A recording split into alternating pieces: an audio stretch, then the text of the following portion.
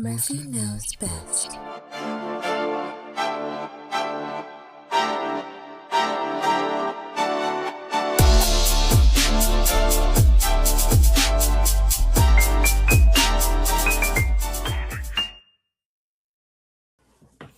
What's up, everybody? Today we got a special edition of Murphy's Knows Best. We just doing the older brother squad. We gonna rock out with Murphy number 2 and Murphy number 1. How you feeling, big bro? I'm feeling great, baby. I'm feeling great. Everything is good. Shout out to Zaza, man. I miss you, baby boy. Baby girl birthday was last week. Shout out to Lala. I love you, baby. Happy birthday. I know it's number 5. We got Quill birthday coming up. Shout out to Big Quill. I love you, baby boy. Turning to 13. I got a teenager now, man. Turning it. He's gonna be a teenager. Crazy. It is crazy. It's definitely crazy. He's gonna be a teenager on Friday. So shout out to him too. And of course, shout out to Mama. I love you, girl. I love you. I love you. I love you, Mama.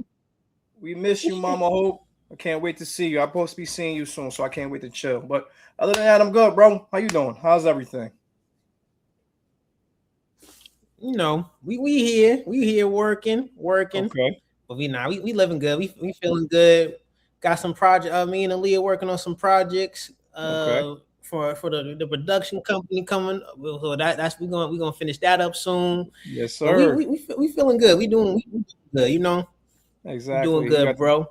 The director, writer combo over there, producer, all the other good stuff over there. I can't wait to work with y'all, man. If we was in Georgia, we would be making this thing work a little bit faster when it comes to it. But everybody, keep a lookout. The Murphy production, when it comes to writing, when it comes to directing, producing, we're about to take over the world, not just in the sports industry or the wrestling industry, but we're coming for the movie game. We're coming for the film games. We're going to start with some stuff. Stay tuned to that. Murphy Knows Best is more than just sports. So get ready for that. Yes, look forward to it. Yes, but let's get back on the topic of the day on this special edition. It's not special because our baby boy isn't here. It's just special because we got to change up things a little bit. So that's what it is. We're going to have fun with it. Today's show, as my little big brother said, be straight Titans, straight Philly. It's going to be a short one, but it's going to be sweet because it's the best teams in the NFL right now. We're about to talk about real quick. You know it. I told you off air, but I never turned out an opportunity to talk about my birds. Oh, so let's get you want to get started with the birds first? We're gonna get started with the birds first. We're gonna do it like this, bro. I'm gonna ask you 3 questions about the birds. Or we can start off with you ask a question, I ask a question, and until we are done with our questions when it comes to it, and we analyze the training camps and the off season and the future and how they look, then we're gonna be done with it. Okay. So like I said, short and sweet. We're gonna have fun with it. My first question to you is, personally to me, I feel like Jalen Hurts is gonna have a great season because it's gonna be simpler. It's gonna be a simpler, let's say, transition for him to move away from the AJ Brown, because now he doesn't have to focus on one wide receiver. He can focus on distributing the ball and being that point guard that we know he can be, run the ball the way we know he can do. You got Sean Mannion that's in there as a new OC. How do you feel about the offensive side of the ball when it comes to the Eagles this year? Honestly, this is it's the best I felt about the offense in some time. Okay. I'm actually really excited. I've been hearing a lot of good news from some of the reporters. I've been reading about some of the videos I've been watching. Okay. It feels like it's a lot of confidence, and it feels like it's a breath of fresh air going through that building. I feel like everybody feels relaxed. You know, it's the tension from the team seems relaxed. The team feels relaxed, and I feel like that's gonna actually, you know, translate to some really good like offensive ball. That's been the main thing that's we struggled with. It's just inconsistency, like no creativity. Last year there was no creativity from an offensive standpoint. I don't know. You could say it was what's his name? Batum.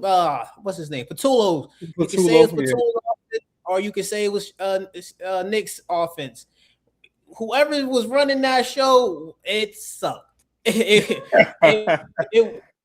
we had no creativity. The offensive line took a step back as well, but I think that was after when you have a 2,000-yard rusher, the ground and pound and the physical toll from that year, you can tell it transferred over to this year, last year with season, all the injuries we had.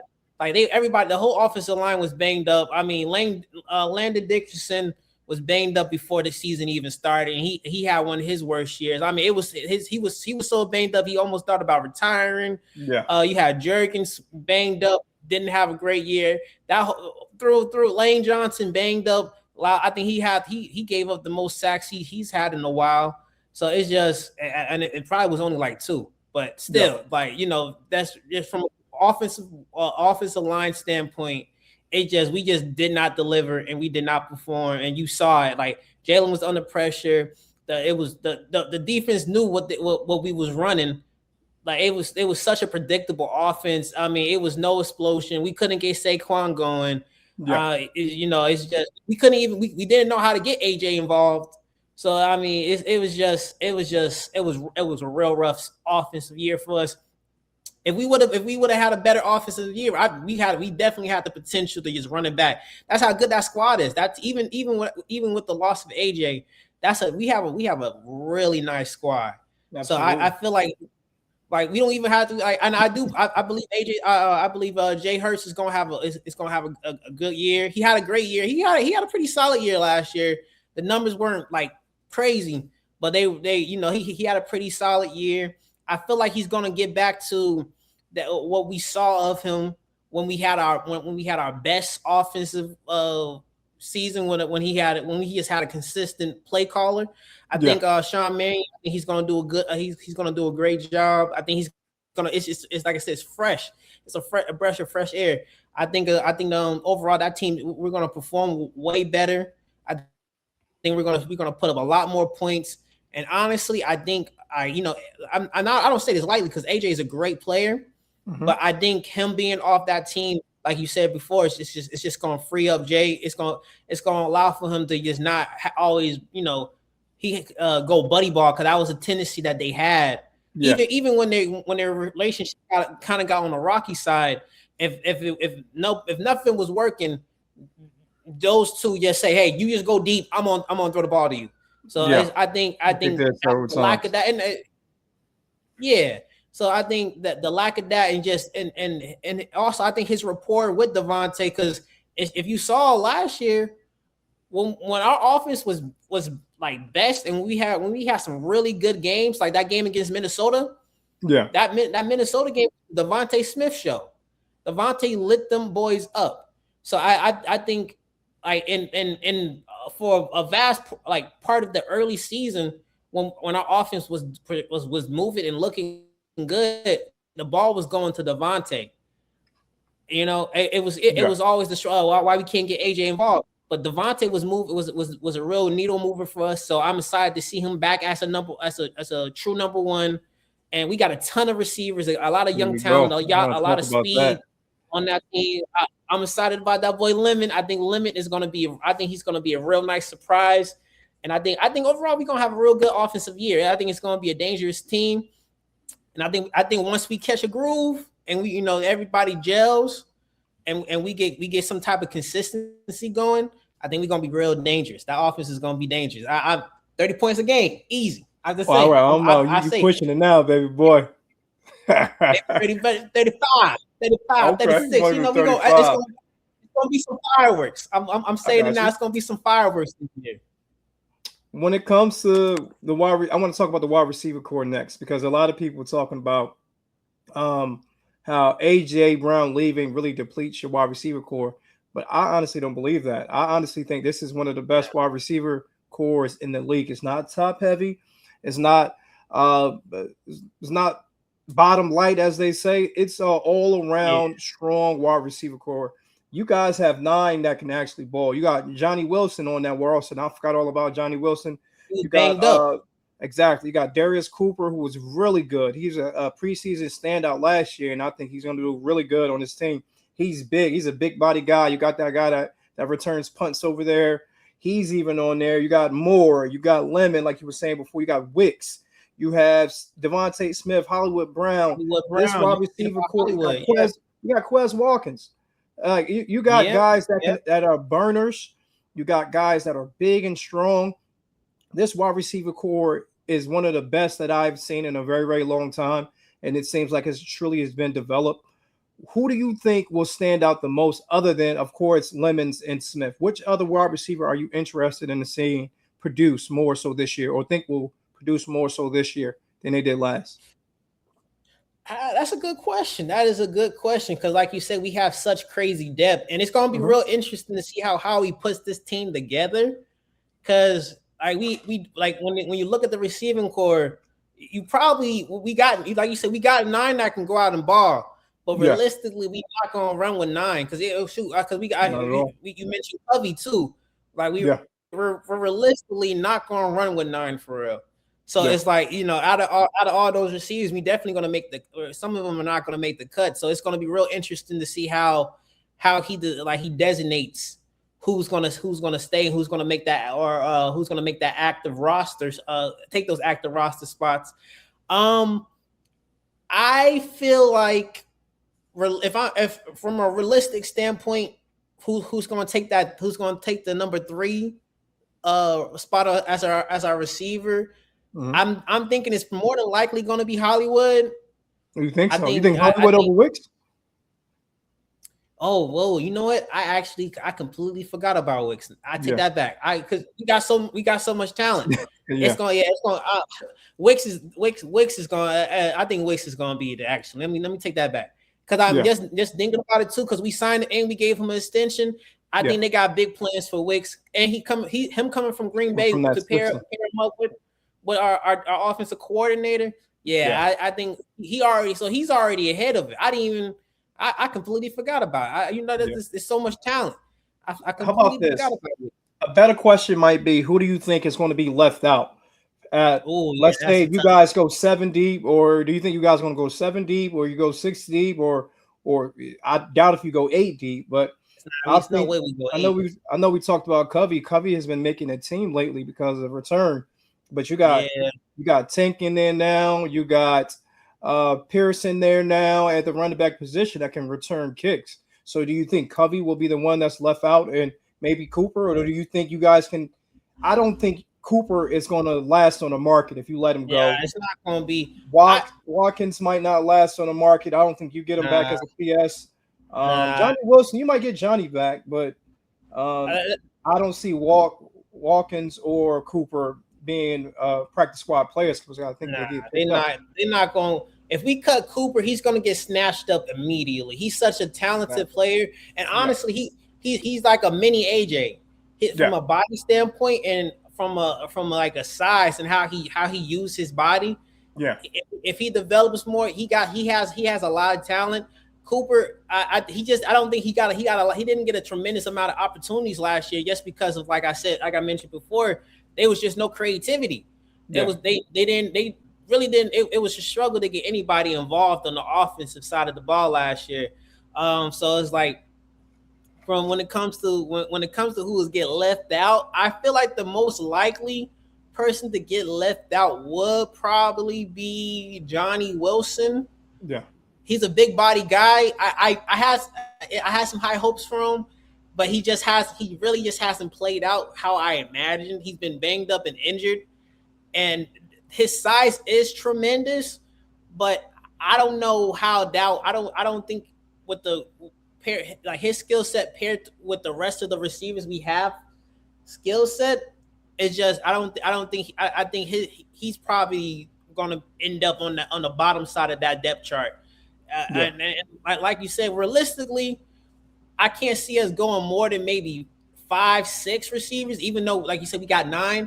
So it's going to be a few really good guys who get left out. I think the surefire ones, obviously Smith, Lemons, Wicks, and then probably I think it's probably going to be Hollywood Brown, and I think it's probably going to be Cooper filling out that last spot.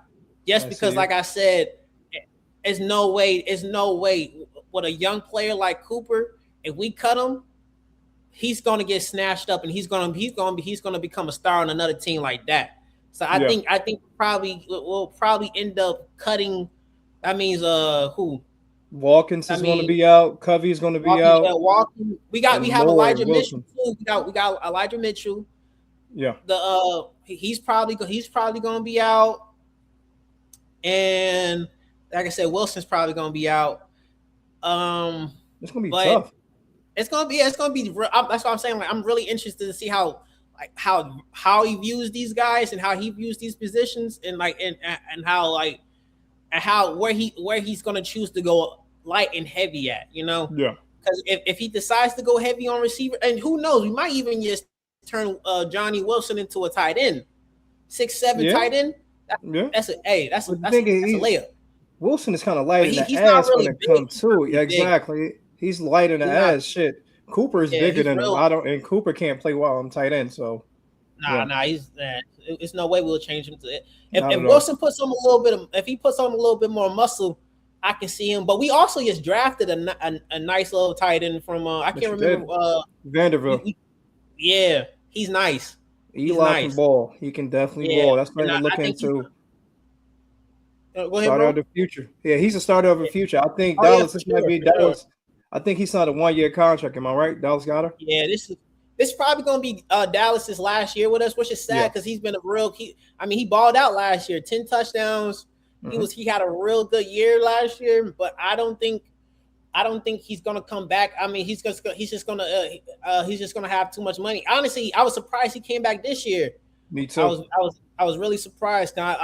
With the performance he put up, he could have probably earned some more money. But he loves the Birds, and I respect that. He took a lot less money. It was probably a lot more money out there on the table that he could have took, and he chose to come back and continue to ball with us.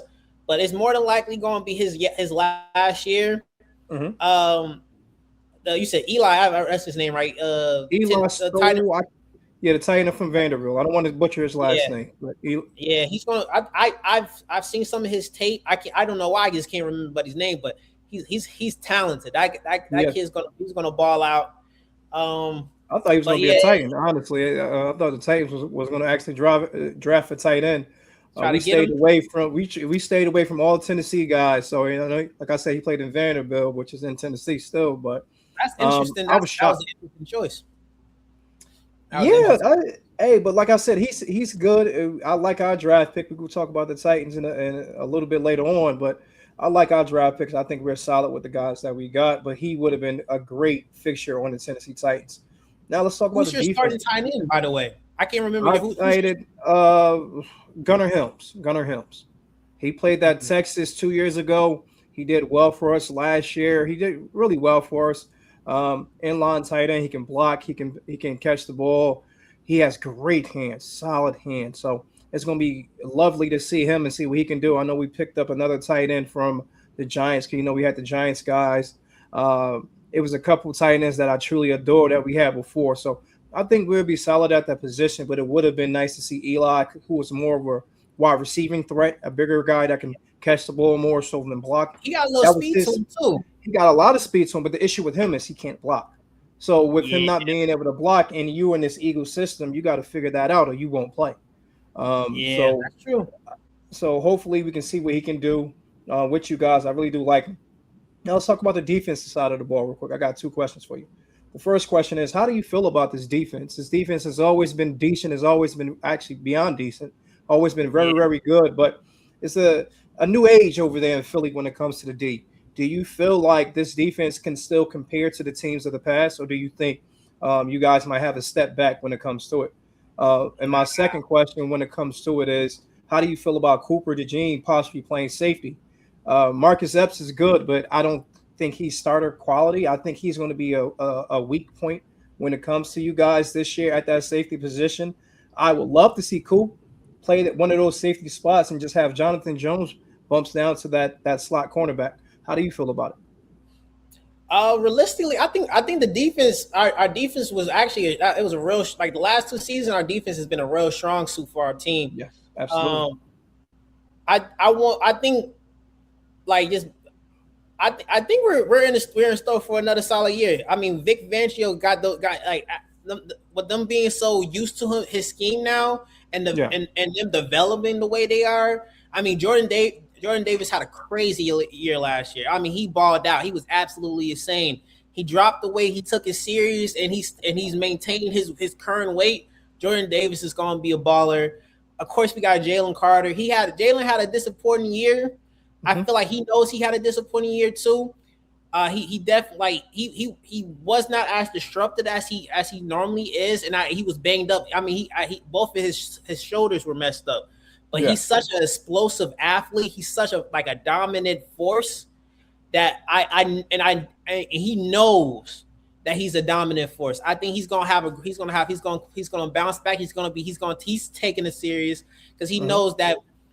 He got a contract year coming up soon, so he's trying to get as much money as he can. I think Jalen Carter he's gonna be a force. He's gonna be a dominant presence, and I think realistically we probably have the two best D tackles and young D tackles in the game right now. Okay, with Jordan Davis and Jalen Carter. Yeah, I think that is a dominant dominant dude. If they can stay healthy, that's the issue about staying healthy. And Jordan got paid. You know how guys are. We talked about this in the last show. When guys get paid, they switch up on us. Jordan Davis got paid. So I wonder if he's going to switch up or is he going to stay solid and stay in that same development path in which he was on. Like you said, Jalen Carter with his shoulder issues. So it's real interesting. I don't know. I'm worried because I don't want them to fall back. Nah, I'm actually really confident in JD. I think just from what I've seen from him, if his work ethic. I feel like if he was gonna get paid and then just fall off, he would have put all that weight back on. He would have stopped. He would stop going in the gym. He would have stopped working. He's hungry. That kid is hungry. You can tell they like winning. Them Georgia Bulldogs that we got on our defensive side of the ball. Yeah, them boys love winning. They all they know is to win. So I think that competitive fire, that desire to still want to be champions at all levels, I think that's going to carry him. I think he's going to stay hungry, and I think he's going to motivate Jalen Carter because of the fact that they have that connection, they have that chemistry. They're going to motivate each other, and that's going to motivate that boy Nolan Smith because he has a real big year coming up this year. Because we just signed Jonathan Gennard. We traded for Jonathan Gennard from the Vikings. Yeah. So we got one of our edges set for sure, and then we got Jalen Hunt, who's behind he can ball. Who's behind Norland. Jalen Hunt has been balling. Yeah. He's been balling. So it's the pressure is going to be on Nolan, and I think Nolan was developing well. His injuries. He's kind of like how Nakobe Dean. But he's a little bit less injury prone than Nakobe because he's a little bit bigger, but he's still on the light side. And we got to also be mindful he was coming off a torn pec towards the end of last year. But in the playoffs, Nolan Smith in the playoffs was on a heater. Yeah. He was killing folk. He was projecting real well to start this upcoming season off strong. But that torn pec messed him up. I think that slowed his developing down, and I think overall that messed up his season, his year last year. But I think he's gonna come back. He's gonna be on fire. He's gonna want to prove that I want to get a little bit of money too. You know what I'm saying? Yeah, let me get a little bit of bread, even if I want some of that. He's gonna put on. I think he's gonna put on a real high quality performance this year. And of course, like I said, Jalen Hunt is going to put on a year. I think we have a lot of young and hungry edges. We have a lot of that defensive line is really set. And then we drafted that freak of nature from he hasn't. I think it's Nigeria, right? Yeah, I believe it's from Nigeria. That boy hasn't played a lick of ball, but he is a freak of nature. He put on when they did his international combine. He had the same exact numbers as Myles Garrett. Yes, he did. And he's about the same size as him. Yeah. That man is a freak. If he can learn how to, if we can develop him, if we can mold him, and if we can get him to figure this football stuff out like we did with Jordan Mailata, he's gonna be a dominant presence. So and I can't forget Moro Jomo either. That defensive line is crazy. The linebackers is going to be. I think our linebackers is going to be. They're still going to be good. I'm still a little hurt about Nakobe leaving. I really like Nakobe Dean. Obviously it came down to the injury aspect of him, but Jahad Campbell, he's a dog. Zach Bond, he wasn't as dominant as he was the year before, but still an all pro. I don't even know, not all pro. I think he was a Pro Bowler, but dominant. He's dominant. I am worried about them safeties, though. I'm not gonna lie. So I guess I'll transition over to talking about Coop going. I don't know. I think I prefer Coop as a nickel, but obviously he has the ball skills and he has the drop back talent, and he's willing to lay the hits on. He's probably one of the best tackling. He's probably one of the best tackling corners I've seen in a long time. But I would prefer him being a nickel. I know Vic said he's gonna play nickel in our 5D our nickel personnel. I'm sorry, our nickel personnel. So I'm at least I'm happy with that. But I do know that I'm surprised we didn't address it. Honestly, I was kind of shocked. We still got time. Yeah, we still got time, but Howie don't normally. He see a weakness. He don't normally let that slide. I thought we was either gonna pick up what's buddy name who used to Simmons, Jonathan Simmons. I thought we was gonna potentially pick him up. He's been a free agent for a while, and it was already rumors and inklings of him becoming a Bird because of his relationship with Vic. I thought that was a possibility, but I'm surprised that didn't happen. They probably want to see what's going on in camp, if anything. Yeah, but they seem pretty confident in Coop being a safety. I don't really like it unless we use him how the Ravens use Kyle Hamilton. Hamilton, yeah. If we use him in a similar way, I'm not gonna be too mad because that's you got a versatile player. You might as well use him in a versatile way. And I think Coop, like I said, he's athletic enough, he's talented enough to go back and forth and just be a problem everywhere he goes. Mm-hmm. So if he is our starting safety week 1, I'm not going to be mad at it. I think he's going to do a good job just because of the fact that he's such a talented player. And honestly, it might let him use some of his return skills more because he's a deadly returner. He's a really good returner. Very true. He just hasn't gotten the chance. But I'm a little worried about that safety spot outside of my buddy from I can't remember buddy name from Tennessee, from Texas last year. Andrew, I can't even say. Yeah, I know you're talking about though. Yeah, Andrew, number 24. Yeah, Makuba. I think it's Makuba. Yep. He was a really good. He was a good pickup. I was up until he got injured. He was killing it. So, but overall, I think the defense is going to be good. I don't think we're going to take any major step back. I do think it's going to be a bit of a learning curve for some players. Like I said, if Coop does, I don't know if Coop has played safety like in college or high school, so I'm not entirely sure about that. But he has the talent. He's a very athletic. He's an athletic player. So he can. I wouldn't be surprised if he has a good year as a safety. And honestly, it might even work out better because if we pay him as a safety versus paying him as a star corner, that's gonna save us some money because Q got his contract coming up. We got a lockdown corner in Q. He got his contract coming up, and that corner market has been exploding. The safeties, if we choose to pay Coop as a safety versus as a corner, and that might help us keep some more of these to keep this team together for a couple of more years. And now extend this. You know what I'm saying? So it could work out. It could work out to in a good way. Yeah, absolutely. Last question I got for you when it comes to the Eagles, bro. Bigger storyline in your opinion: McKee versus Dalton for the backup quarterback position or the new offensive lineman that's going in there? Do you think which one is more impactful for you, and which one do you think is more important to like legit solidify? Do we solidify this offensive lineman line coach, I should say?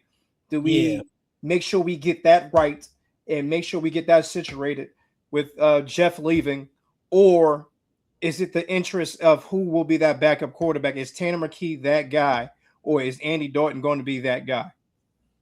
To be honest, easily, I'm gonna say this one's easy for me, but it's that offensive line.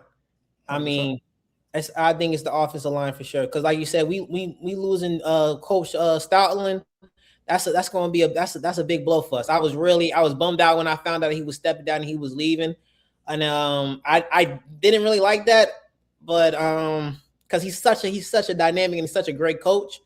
And I mean, you've seen what he's done. Like you've seen what he's molded some of these players into. I mean, he's molded, and he's helped Jordan Mailata to become one of the best left tackles in the league. He saved Jason Kelce's career. I mean, he lit a fire up under these guys, and he's such a dynamic and great coach. So I mean, losing him and having another guy come in and try to fill his shoes, that's rough. That's a rough. That's gonna be rough. And I'm not even saying that the guy we got who's replacing him isn't gonna be a good coach. But I mean, Jeff Stoutland is one of the greatest offensive line coaches. He's a legend, like you said.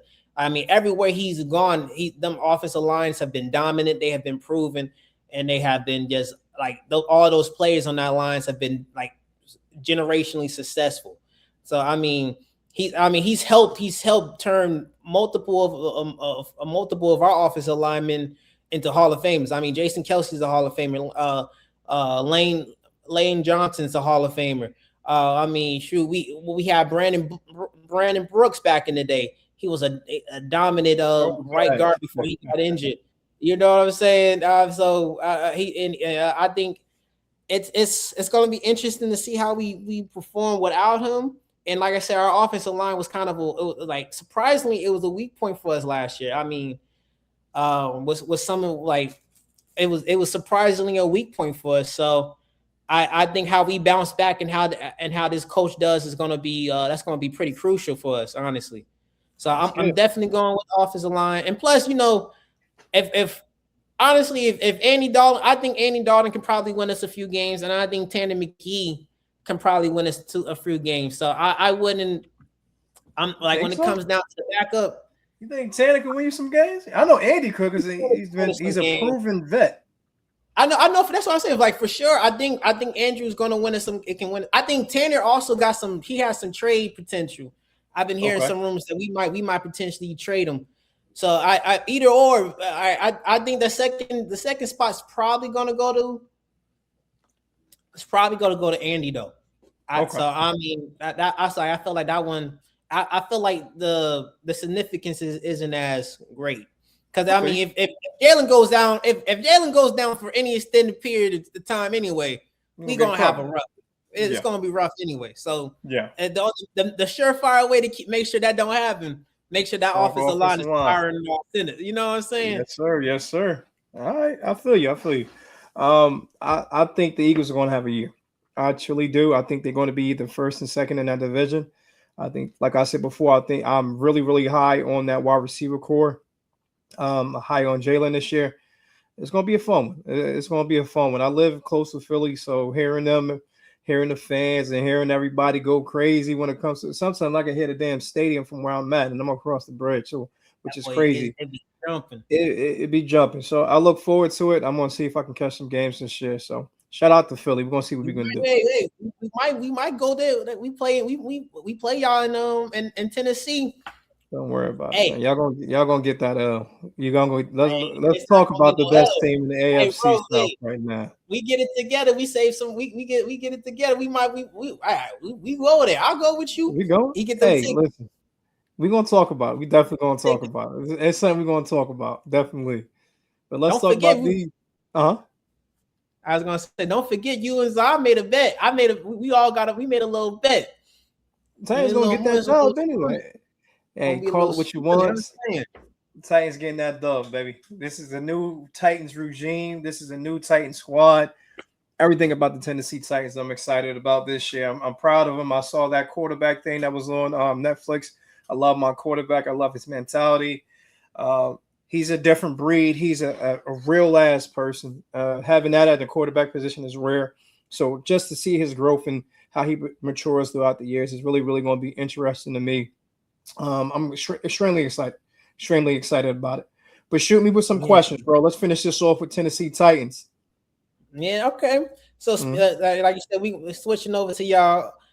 How do you feel about your offensive weapons? Because you know you got the young gun in Cam, you got Cordell Tate, you got I don't know who else you got. What's his name? I can't. I'm forgetting run about this down so you right. Hey, listen. Yeah, go ahead. You know your team better than me. So just how do you feel about your offensive weapons? How do you feel, and who do you think is going to have the best chemistry with Cam? All right. So the best chemistry with Cam will be Xavier Restrepo, but of course he's not going to play as much as the rest of the guys this year. So I would have to put, I think, Wendell Robinson. I think their chemistry has been solid so far. They've been working out this offseason. Carnell Tate and Cam has been working out this offseason. Alec Iomanor has been working out with him. The only person I did not see working out with him so far was Red, but I think Red is going to get over there and he's going to do what he got to do when it comes to production with him. I know he was working out with BO, who is Bryce Oliver. He's been working out with, like I said, Iomanor. Even Mason Kinsley, he's been over there working out. So we have a lot of weapons that are producing with him and that are growing with him. So that's fun to see that everybody's adapting to the system, adapting to his mindset when it comes to, we're going to work our ass off to get what we want to get. We're not just happy with dubs. We want to be proficient. We want to be legendary. We want to be perfect in everything that we do. We want to make sure everything is copacetic throughout the season, throughout the route tree, everything. I love the communication that they're going with thus far. I love that they are legit committing to the system, committing to who he is as a quarterback, and they're transforming who they are as players and adapting to who he is and what they should be doing. Brian Daboll being there changes up every single thing. Brian Daboll is a legit legend when it comes to coaching the offense. He might not have been a great great head coach, but he's a great offensive coordinator, and I'm excited about that. He's a great play caller when he has to focus just on play calling. So for him, a guru. Exactly. So having him in there is huge for us. Having Cam with a legit coordinator is going to be amazing. We're not playing these BS games that we played last year with Coach Callahan and Coach McCoy. This is a whole different beast. This is a whole different game style. This is a whole different mindset and a whole different team. We're not doing all these long ass play calls. It's simple and to the point. I want you to get to the line. I want you to figure out where that safety is, figure out where that middle linebacker is, and we're going to go from that point forward. Make your coverage when it comes to your protection coverage. Make sure that is handled by the center. So that's going to take another little piece off of his plate, which I love our center. More than likely is going to be Pat Cogan or Austin Slotman. I love both of those guys, and both of those guys will be great backups even if one of them didn't win the spot. So I'm truly excited about the weapons that we have. We still got TP in there. I need to put some respect on Tony Pollard's name. Tony Pollard has been over 1,000 yards rusher for about, I want to say 4 or 5 straight years or close to it. I think we probably missed 1 year out of the last 6 years that he played. So he is a great running back in a system that benefits him. And this system benefits him. We got Nick Singleton that's going to be in here. I think Tyjae Spears is going to be healthy this year. So everything is looking good when it comes to the playmakers on that offense. I'm truly excited and I'm truly blessed to be a Tennessee Titan fan right now to see this transformation because we've been through a lot lately. So I'm ready to go. I'm excited and I can't wait to get some games this year. Tony Pollard is he's a good back. He was when he was when he was with Dallas and he had that thunder and lightning thing going on with Ezekiel Elliott. He was a problem. He was And then when he didn't, when they had Javon Walker, or I said, what is it? Javon Williams on there, or Javonte Williams. Even when Javonte Williams, I believe, was the number 2 and Tony was the number 1, he still did well. So it's just like he can do well, but the thing is, he doesn't have those flashy numbers. He has solid numbers. He has normal numbers that any team would want to have at that running back position. He's a productive running back. He just don't got the big name to follow him. And exactly. I don't think he don't always make the highlight plays that you see from some of these, like from a Gibbs or a Bijan Robinson. You know, he don't make those plays, but he's a good back. Exactly. He rarely fumbles. He rarely fumbles.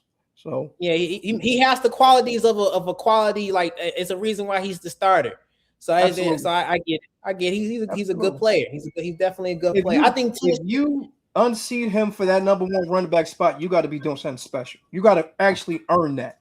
So that's what I love about TP. You have to earn your spot over him, if that makes sense. Yeah, that's true. Now I'll say this: if you would have got Jeremiah Love before Arizona picked him up, and y'all would have been cooking with some grease for real. He would have been cooking with some grease. Yes. Jeremiah Love on that Titans team would have been deadly. I think he's a generational running back. That would have changed our whole draft. He's definitely special. Like, I wanted him. I'm not going to front. I'm not going to BS. I'm not going to lie. I wanted Love over Tate. When we first drafted Tate, I was disappointed because I was talking like everybody else. Hey, he was a number 2 guy and all this other stuff, but it wasn't saying it out of spite and because I disliked him as a player or I thought he wasn't going to be good. I was just more upset because we didn't have Love on our roster. So therefore, I was trying to find reasons to be upset. But then when you look at it, you like, yes, he wasn't a number 1 receiver on Ohio State because one of the best wide receivers in college football history is a number 1 receiver over there.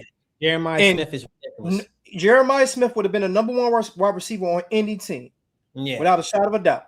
Without a shadow of a doubt. So we can't cry and complain about that. What Carnell Tate does, he makes the quarterback's life easier.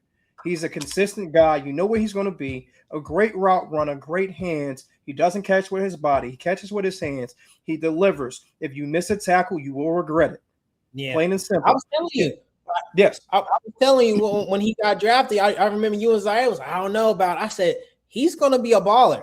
Like, he's going to be like, just from watching, because I'm an Ohio State fan, so I watch the games, and even for him to be as productive as he is, because even with Jeremiah Smith on the other hand, you still got to execute and you got to capitalize on those opportunities, and he was a dominant. And I mean, it was some games where he was putting on better performances than Smith, and that's hard. That's hard, but he is a really great receiver. I think he's going to prove to be the number 1 that you guys really you want him to be.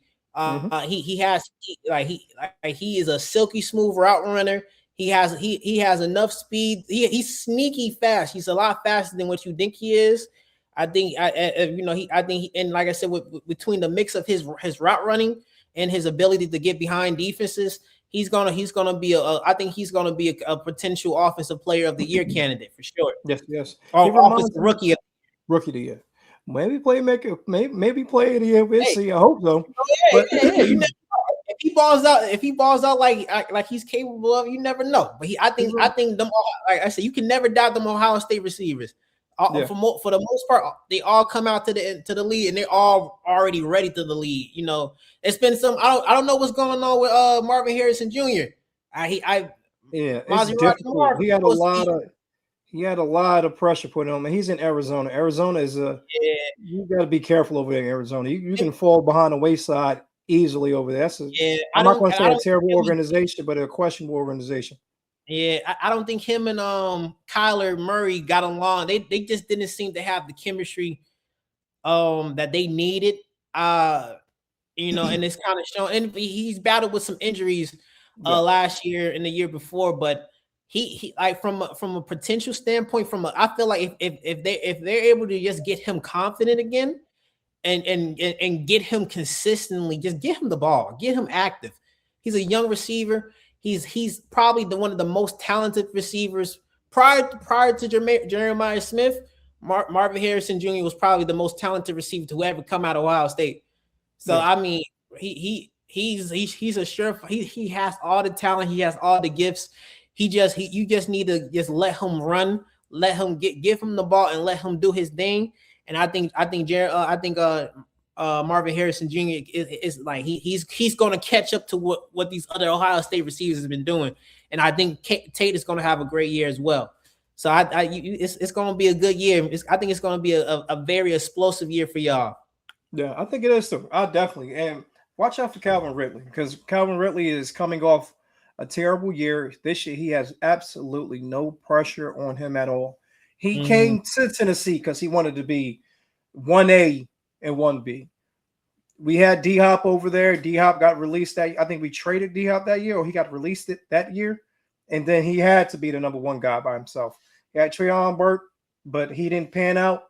Yeah. So now this year, he's legit going to be 1A to a 1B situation, or 1A and 1B situation, or even just straight up the number 2 receiver, depending on how Tate plays and balls out. So I'm truly excited. I'm truly, like I said before, I'm blessed to be a Tennessee Titan fan in this type of situation, because we actually have a team this year that can ball out.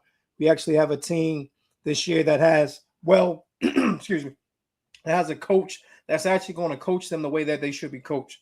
So this is the year for us. I'm excited for it. Let's go. Speaking of coaching, what do you think is going to be the major coaching differences that you see between Saleh and what's his name, Callahan? Brian Callahan. Because I mean, we all know that Saleh is a player's coach, and obviously he's a little bit more. He's got some more coaching experience on his belt. But what do you think are going to be some major changes that we see with Saleh running the show now? We got a coach that has actually been a head coach before. We got a coach that actually called plays before. Brian Callahan, when he came to Tennessee, he never called plays before. He was a great interview, but of course you're going to have a great interview when your dad is a former head coach. So, and him coming to Tennessee was another reason why another reason that he came to Tennessee, because of his dad. So, because they know his dad was going to come with him. And we needed a strong offensive line coach. Yeah. We never had we haven't had an offensive line coach that good in a while, and that even failed. So I think we're going to be well coached this year, because we're going to have guys that have been head coaches before. Gus Bradley, who's going to be our DC, he was a head coach before. He's not going to call plays, but it's fine, because he's the person, the Legion of Boom creator is right there, or one of the creators is right there. When it comes to Saleh, he's going to call plays this time compared to what he did with the Jets, which is going to be extremely beneficial, because now he's going to stay connected to the game. He's not going to get lost in the sauce. He's going to be solid. We're good with that. Brian Dable, you don't got to worry about the head coach duties. You're just going to do the offense of the game, be the OC. You're going to be solid when it comes to that, because this is something that you did before. This is something that you excelled in before. You've developed quarterbacks. His sole purpose is to make Cam Ward an MVP caliber player in the next couple of years. That's his sole purpose. And with you just focusing on that compared to focusing on every aspect of running the football team, you should be solid. You should be good. Saleh he's a player's coach. That's one. He's a hard-ass coach, too. He's not going to just let things slide. Our offensive line coach is the same exact way. Our defensive line coach is the same exact way. They are player coaches, but they won't let it slide. I love it, because we're going to be a tougher team mentally, physically, and emotionally. We're going to be prepared for games. We're going to be prepared for every situation. They make mistakes before when they were in their different roles at different teams. I'm talking about the coaches. So now they know this might be their final opportunity to get it right. And they won't leave no stone unturned. This team will look completely different than it did last year. And let's not forget, the games that we lost last year, if you looked at the Tennessee Titan games, it wasn't more so of the players that lost those games. It was the coaches. Coach. If you look at our schedule, mostly every team that we played last year were in the playoffs or close to making the playoffs. We lost a bunch of games by 1 scores.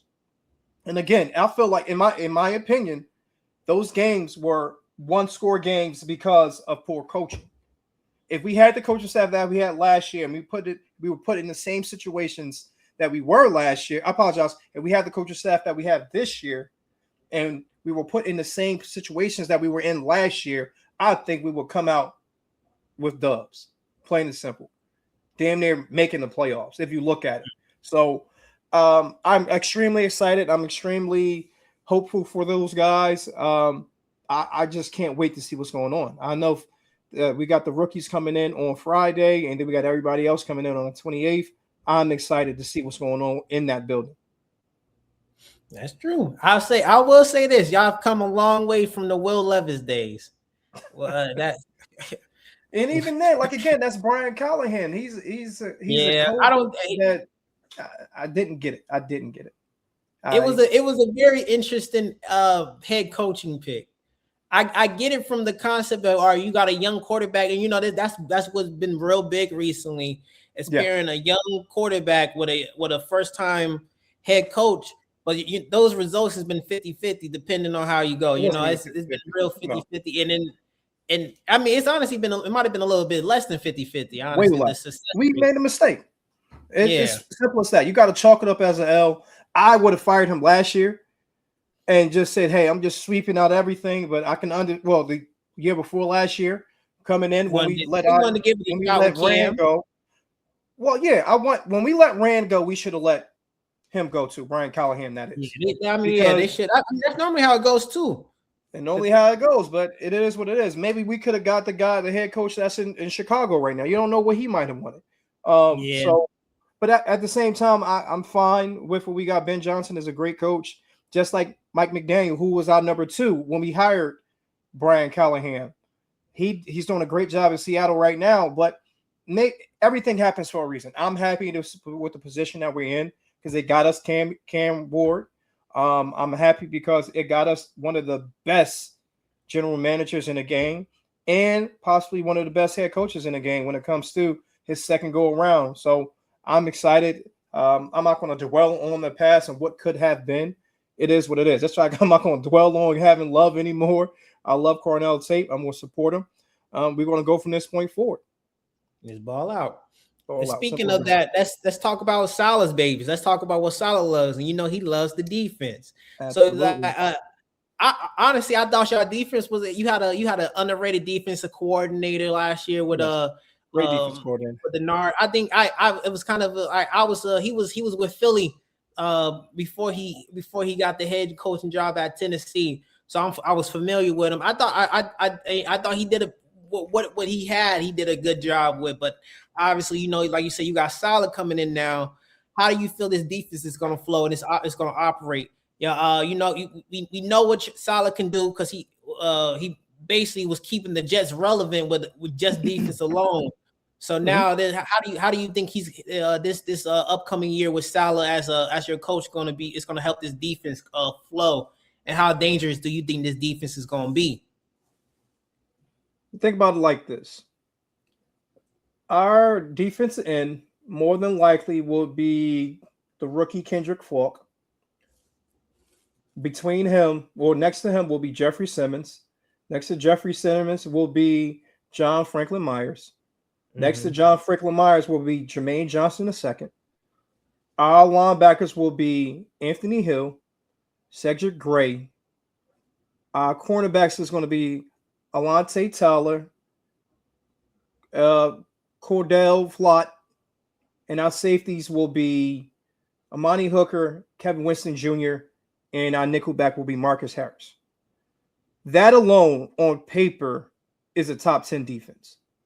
Now you add on that great defensive play caller, it's a top 5 defense. And that's just if everybody plays average.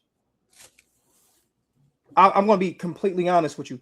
Marcus Harris is an underrated young guy who can play. He can ball. He's quick as all get out. He's lengthy. He's a tough competitor, and he can tackle.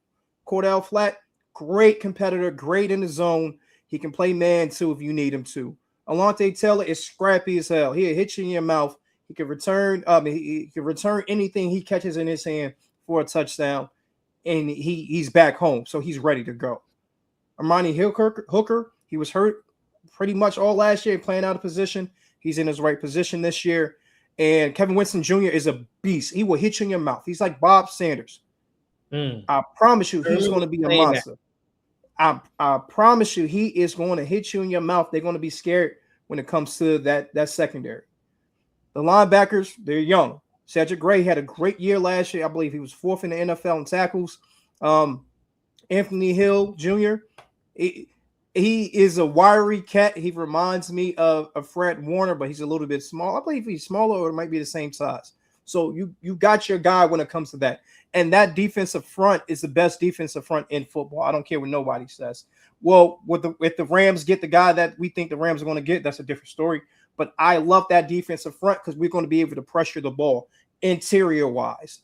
Any guard or center that plays our team is going to be pissed to play them. They're going to be beat up each and every day. So you can't come into and playing us with a weak offensive line. I can't say anything more about it other than we need to add a little bit more depth. And if we add a little bit more depth, this is a dangerous defense to play.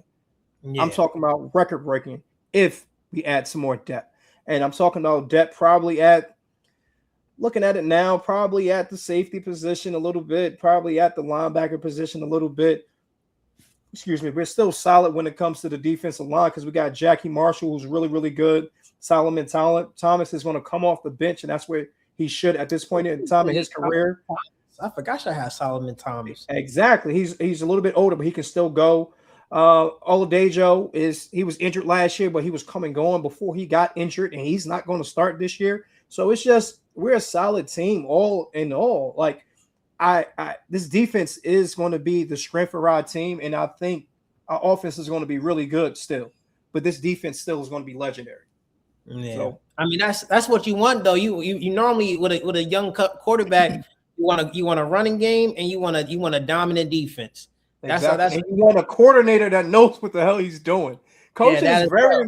Yeah, we gotta talk about coaching. Coaching is really, really important. People are downplaying it because they think you can have any coach and win games. That's not the truth. That's not true at all. You need to have great coaches. You need great coaches in NFL. Yeah.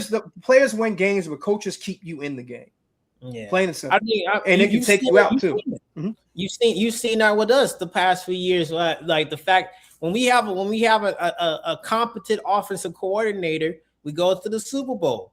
When we don't have a offensive coordinator, or even the 2023 year when we didn't have a competent defensive coordinator, you see what happens. You're not successful. You got to push your guys. And I mean, even the Super Bowl we lost came down to coaching because Jonathan Gannon wasn't prepared. He was off taking job interviews for Arizona. If Jonathan Gannon came in there prepared and had that defense ready and focused and put them in positions to win, Jalen Hurts would have 2 Super Bowls and we would have won 3 Super Bowls within 10 years. Well, I mean, within 5. You mean 3 or 2? How many of y'all won 1 Super Bowl? We got the Eagles got 2 Super Bowls because we got one in 2017. I thought you were talking about what Hurts. You said Hurts. Oh yeah, we could have. Hurts would have had 2, but we would have had 3 within the span of about 6-7 years. Okay, I got you. You know what I'm saying? If Jonathan Gannon had that defense going as they should have. So I mean, it's a lot of. But coaching plays a huge factor in it. Even last year, like I said, with our offensive coordinator, I mean. Kevin Patullo I don't know, he wasn't ready, and you saw what happens. Even with all that talent, you would think coming in there, they got a tremendous amount of talent. We're gonna be ready. He's like it's no way you could mess that up. He messed it up. He messed it up. I mean, you know, it's been some questions about Nick Sirianni. Whether or not he's a genuine good head coach. I think Nick Sirianni is he's a good head coach. I think he has limitations, and his limitations being that he he can't coach offense to save his life, and he was supposed to be. We brought him in to be an offensive coach, the offensive guru, the offensive guru. But he didn't. But I mean, granted, when we brought him in, that honestly, that was a surprise hire as well. When we brought him in from Indianapolis, he wasn't calling the plays in Indianapolis. Frank Wright was calling the plays. He was an assistant. He was the offensive coordinator by title, but he wasn't calling the plays. So that coaching plays a big factor in it. I think from a coaching standpoint, I think both of our teams are up there with the coaches that we have on the team. Obviously, Sean Mannion, this is going to be his first year, but I think he has tremendous upside, and I'm really confident in his talent and in his ability to lead that to help get this offense going. Yeah. Brian Callahan just scarred me as a fan and as a scout myself, and as a coach myself. Brian Callahan has scarred me as a Tennessee Titan fan. When it comes to offensive coordinators or head guys that's about to be head coach or even DCs. Well, I apologize. How am I going to put this? Guys that are going into roles as OCs or as DCs that haven't called plays before, then they expect it to just take everything and go with it from that point forward. He's kind of scarred me in that. It's a little bit different when it comes to OC and DC position. I get it. But when it comes to the head coach aspect of it, he has scarred me greatly. So that's what I'm thinking about Mannion. I hope he does well. He had a great coach over there in LaFleur, so hopefully everything is copacetic with you guys. Yeah, I think it should be. I'm a lot more confident with him, and I think it's just he has a lot of confidence in himself. I feel like when you have a lot of confidence and it's from experience and because he wasn't calling the plays over there in Green Bay. Yeah, he, like you said, under LaFleur, you know how that offense, and you know how good that tree is when it comes to coaching typically. So that gives me he has some pedigree under him. That gives me some confidence in him. With some of our past coordinators, they were just hires from within. And it was like, well, it was like, all right, we're going to hire him from winning, and it should work. And that is the NFL don't work like that. Just because on paper it sounds like it should work, don't mean it always does, So I feel a lot more confident with him coming from us not hiring within, because obviously I don't know what it is when we hire from within. These things work. It's an issue. So I like that he's coming from somewhere else. I like that he's going to have Jalen in a different in some more uncomfortable situations for him, and he's pushing Jalen to learn, because I think that's where Jalen excels at, when you push him to do things he's not comfortable with, and when you push him to try different things, even and there's even been like they said in the building, he's more receptive, because I think he understands that he has a different type of coach. Brian Johnson was a friend. Brian Johnson and Jalen Hurts have known each other since Jalen was a baby, basically, because Brian Johnson was coach. Jalen Hurts' dad coached Brian Johnson, so they had that familiarity, that they had that connection that was as good as a quarterback's coach, but it didn't translate well as a OC and quarterback. Who was that OC when y'all won the Super Bowl? It was Moore, right? Yeah, Kellen Moore. Yeah. And Kellen, and that's kind of the same too, because Kellen Moore had Jalen doing things he wasn't comfortable with, and they didn't give Jalen Hurts a lot of credit for that year, but he was making the checks, he was making the reads, and he was doing what he needed to do to help us win games. And obviously he had a great Super Bowl, but they try to look past it because Saquon has such a crazy year. But and the little differences, the little check downs that Jalen was making, the just being smart and being safe with the football, the intelligence that he showed in adjusting and making sure and setting Saquon up for the place that Saquon was doing, like that was just intelligent ball, and they didn't want to throw the ball over the top of people, And I can understand if you guys Saquon going crazy and he taking it back, he's scoring 75 plus touchdowns, 75 plus yard touchdowns. Maybe I don't really need to run the ball if I don't got exactly. I agree. I mean, we had it was such a dominant team from a run standpoint and from a defensive standpoint. We don't gotta throw the ball if we don't need to, you know. Nope. Most of the games was over after the second half. So let's not throw the ball. We don't need to. Exactly. Call it a day. Yeah. So, but I think it's going to be a good year for both of our teams. You and Zaire, you guys are real high in your Titans. I think the Titans are going to still they're going to be a quality team.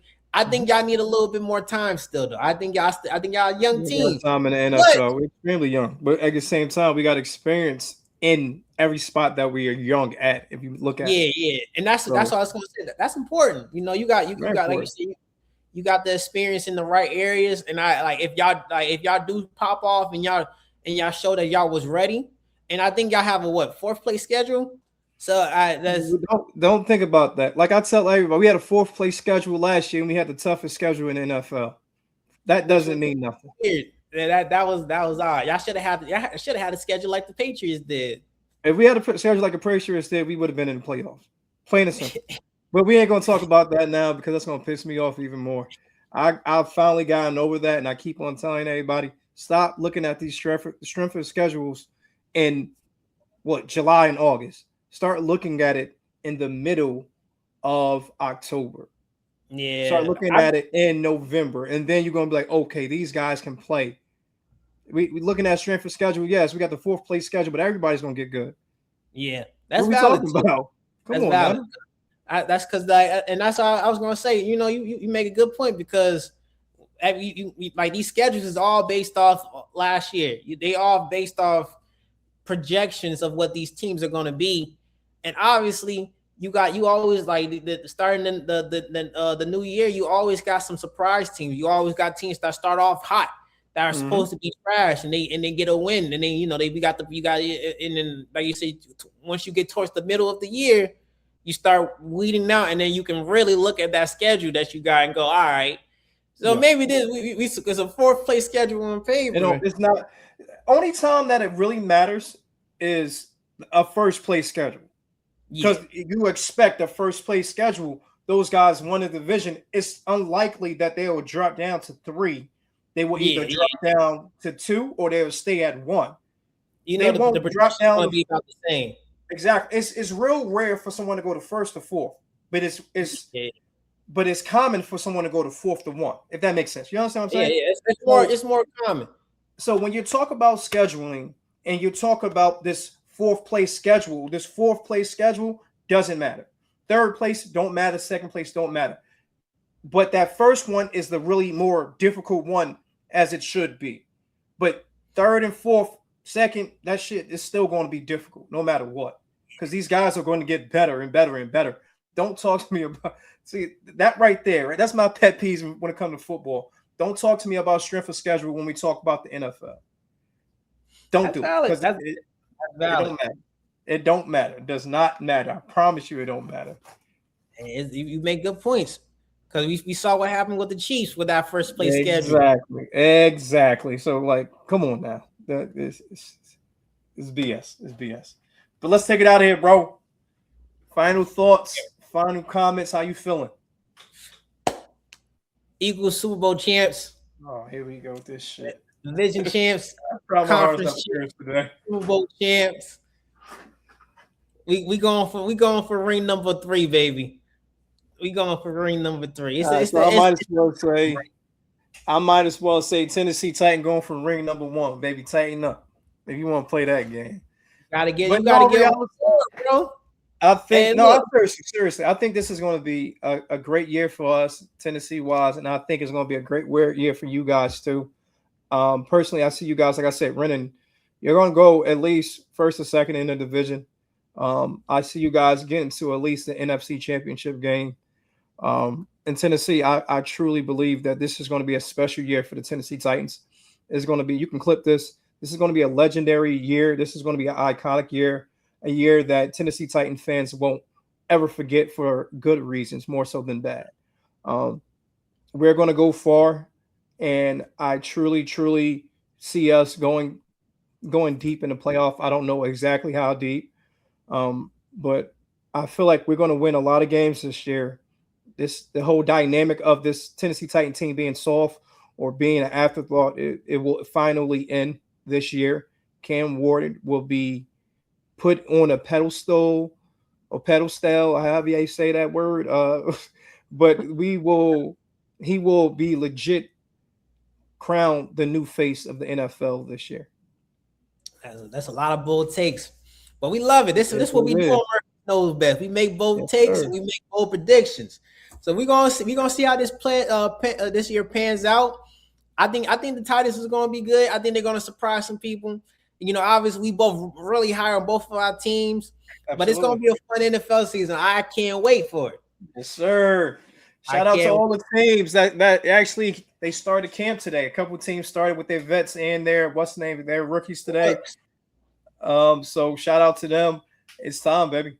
I love wrestling. I love all this other stuff. We love movies, but it's football time. Let's get it. Football, baby. If you want to know one thing about our family. Oh yeah, we don't play when it comes to football. We don't play about that football, baby. So I'm excited. It's gonna be a great football year. Yeah.